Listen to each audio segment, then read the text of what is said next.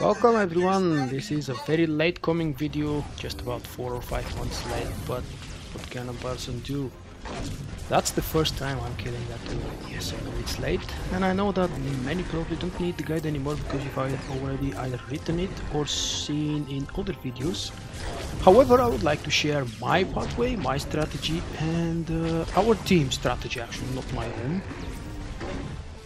First phase is just like probably everybody knows, and it's very similar to story mode with one big exception. We have the big guy blaster and we have to take it down to 50%, 52 actually, or 53, depends on your ping, maybe, whatever you see. We have these huge yellow circles which spawn in random combinations. There are several random combinations, and the tanks need to position very neatly, so when the knockback happens with the red reticle on the floor, they would not be knocked back out of the platform or into the wall, because the wall in the back is one-shotting everybody. The grenades, or if you prefer to call them probe detonation, happen every like half minute, every 30 seconds or so, and they are very deadly if you cross them. Unlike in story mode, you see positioning here is very important. We are trying to do that very clearly and very neatly. This is one of the biggest issues for phase 1, positioning and player movement. The more melee you have, the harder it would be, because they all have to position around the boss plus the 2 tanks. For the healers, it is a challenge to stay in range to everybody. When the big guy is taken down to 52%, we begin phase 2, when a small droid appears. This is the master. The master does 2 special things, well, 3 special things. Basic attacks to the tank, fiery AoE, which, correct me if I'm wrong, but I believe it was called Fiery Wheel of Death. You could see the name of the channel here. And the most annoying one, overpowered Ion Cutter.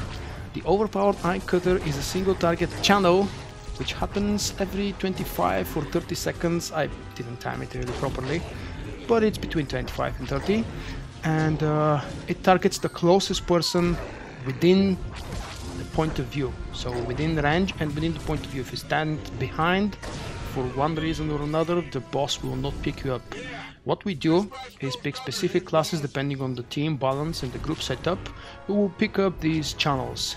In our case, I'm doing the first, and I'm using the best ability a sentinel could have, Guarded by the Force or Undying Rage, to absorb everything. Of course, I have the ability for it, so it makes my I win button 6 second duration instead of 4.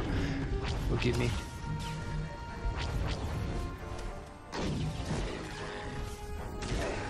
After that, it's either another person with a very good and useful cooldown that can pick up all the 20 stacks from the Ion Cutter, or 2 people who take turns and pick up a few stacks, but not all of them.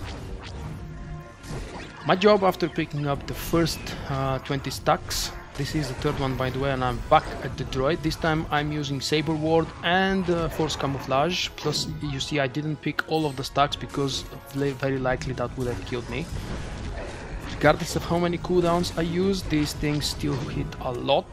If I remember correctly, it is about 1000 per stack, and when you have 20 stacks, it hits really hard every second, because it brings another 100% damage, the Ion Cutter, with every new stack. The second phase continues until the big guy drops to 24%, which we just did. He shields up. The yellow big circles are static now, and they should be very easily predictable, mainly for the tanks and probably for the range DPS. For me personally, it's not such a big issue because I'm always next to the droid. This is the burn phase. We have to all take the purple debuff, which actually works as a positive for us now, because we don't get knocked back and away from the platform.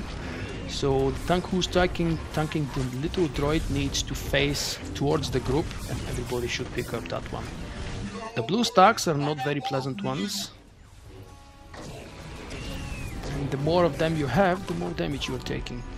The idea of the last or so-called burn phase is to take both of them to about 11-12%, and after that bring them all below 9. below 10. We have kind of a heavy melee setup. Of course, we do have 2 vanguards, so it's not really melee, and I'm mostly focusing on blaster, while everybody who has some kind of a decent range attack is taking down the little guy. The little guy has a lot less HP but has insanely high and good shields, so he's taking a lot less damage. Because tank swap is not happening in the last burn phase, it's really easy to allow someone to die. And as soon as we bring blaster to below 10 to 9%, the fight is finished. All we have to do is run away from the big red circle. This is the kill. That's a very brief and simple guide. There are a lot more details that I didn't mention because of the timing. I didn't want to stop and pause and start explaining. So I hope that you enjoyed it. If you need something else, if you have suggestions for something that we could try different for me personally, or if you just want to say thank you, the comments are down below. Thank you very much guys for watching. Remember, you can find me also on Twitch, Twitter and Facebook. For my non-Star Wars activities, I invite you to subscribe to my second YouTube channel.